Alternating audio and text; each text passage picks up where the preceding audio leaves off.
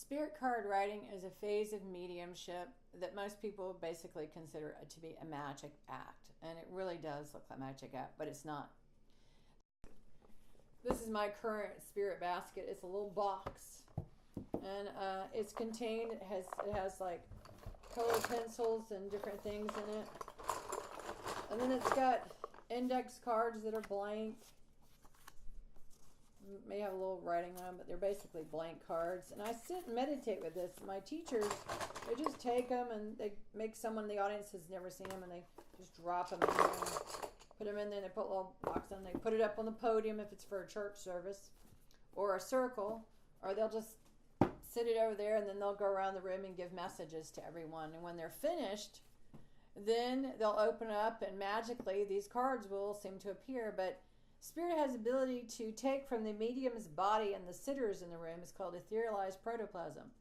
They draw this energy from them, and the energy goes in the box with the spirit helpers. And they don't have to take the tops off the magic markers. They can just put them in there with it on there. They don't have to take them off. They can just pop it in there like that. Put the top on it. And the next thing, the cards come out completely done.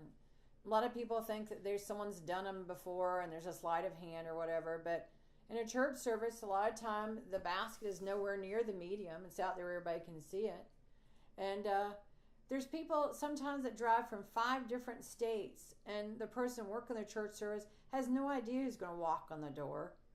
But sure enough, out of the 200 people in the audience, there's probably about 30 people that get a card.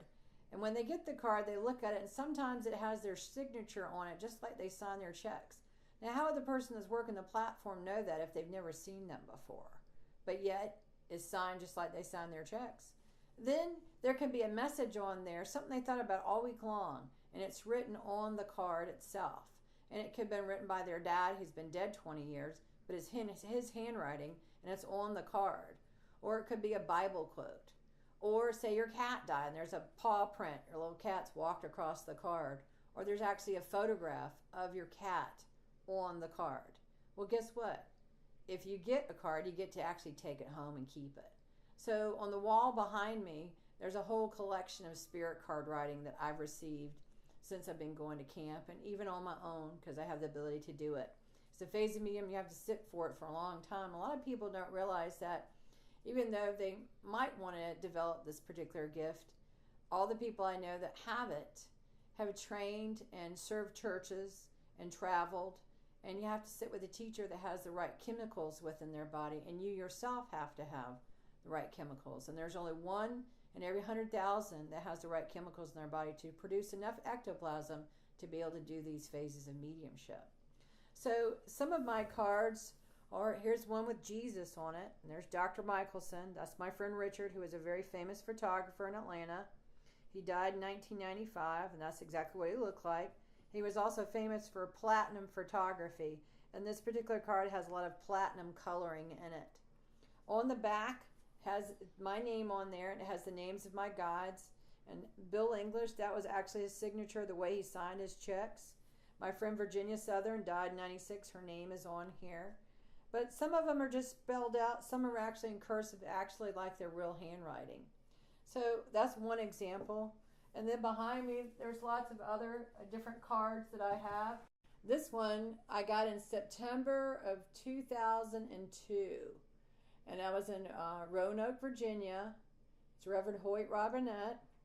And he's amazing. And I'd signed up for 2 circles at the church. You have to go into and sign up with the secretary and prepay to be in the circle. So the first night I went in, and at that time I was married, so my name was Charlene Hicks Campbell, and that's what I signed up on the sheet of paper that the church secretary has.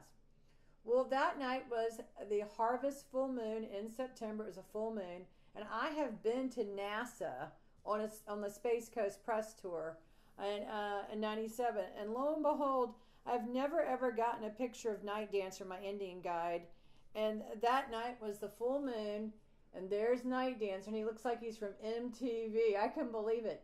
And then the moon on there is incredible. The detail looks like a NASA photo. This is a spirit card.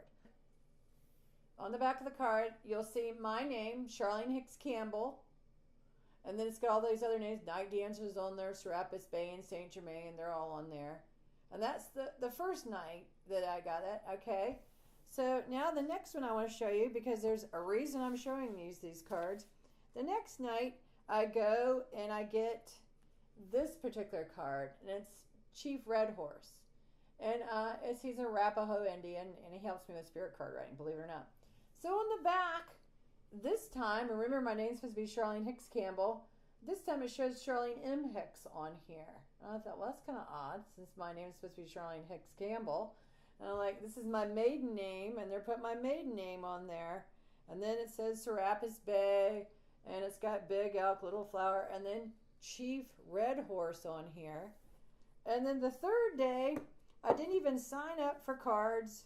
I just signed up 2 days, and my teacher told me that my name was on the list. And I said, you're kidding. I said, well, I didn't pay for it. He says, you're supposed to be in there. So I go that Sunday. Well, that Sunday, I get this one, and Jesus is on the card. I have never, ever gotten one with Jesus on it. Notice he's floating above the water. This man in here is Dr. Michelson. He's my doctor teacher. And he looks like someone from maybe the 30s or the 40s. And then there's Jesus. Looks very ethereal. His little hands, he's floating above the water. Well, what does that mean? Then you turn it on the back and it says, Charlene Jesus Hicks. Jesus is telling me, go back to your maiden name. It's time to get a divorce. The marriage is not a marriage anymore, and to move on. They're telling me to rise above your emotions and master your emotions. Hence, he's floating above the water.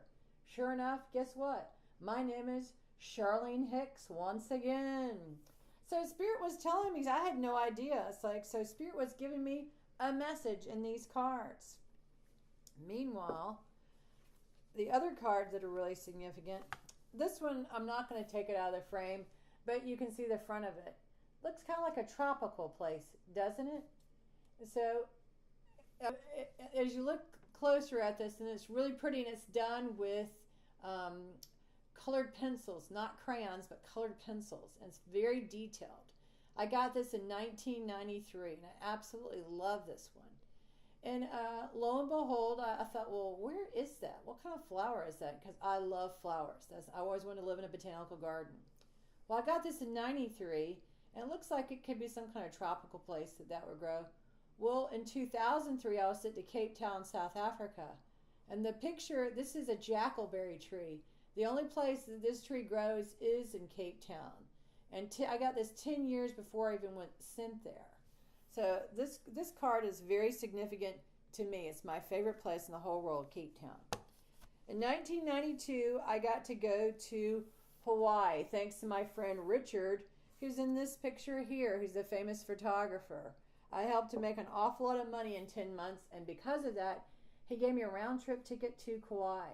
When I came home in my meditation, I constantly saw this woman or this person floating in water, but I never could see her feet.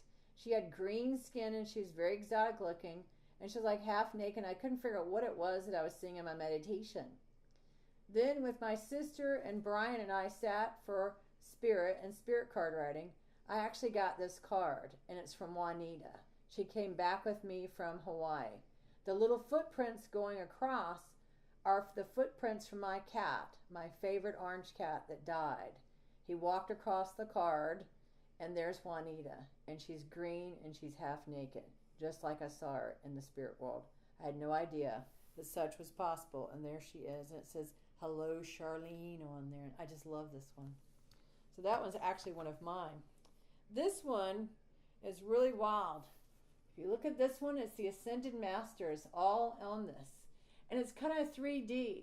When the light hits it, it changes. If I held it up against this light, it becomes very bright. And you can see them. It's like three-dimensional card. And it has on the back of it, a lot of people that have never been on my cards before, their names are spelled out on here. My grandmother's name's on here, and I've never, ever gotten her full name.